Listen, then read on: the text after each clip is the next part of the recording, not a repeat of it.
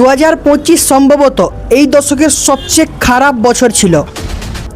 প্রথমে মহাকুম্ভে 82 জন মানুষ তাদের প্রাণ হারিয়েছে। তারপর নিউ দিল্লি রেলওয়ে স্টেশনে 18 জন আর কখনো বাড়ি ফিরতে পারেনি।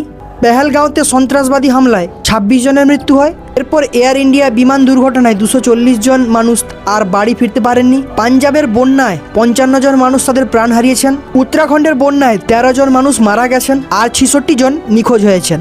কিছুদিন আগে দিল্লির লালকেল্লায় বিস্ফোরণ হয়েছিল, সেখানে 10 জন মারা গেছেন এবং বহু মানুষ আহত হয়েছেন। আর সবচেয়ে ভালো ব্যাপার হলো যে অপরাধীরা ধরা পড়ে গেছে, নইলে একসঙ্গে মানুষের খাবারে রাইসিন নামক বিষ মিশিয়ে একসঙ্গে কয়েক লক্ষ মানুষকে মারার প্ল্যান ছিল তাদের। এই বছর জীবন আমাদের বারবার মনে করিয়ে দিয়েছে যে আমাদের জীবনটা কতটা অনিশ্চিত। আমাদের কিছু জনের জন্য সত্যি এই বছরটা খুবই খারাপ গেছে, কিন্তু কি আর করবে, সুখ দুঃখ তো লাইফের একটা পার্ট।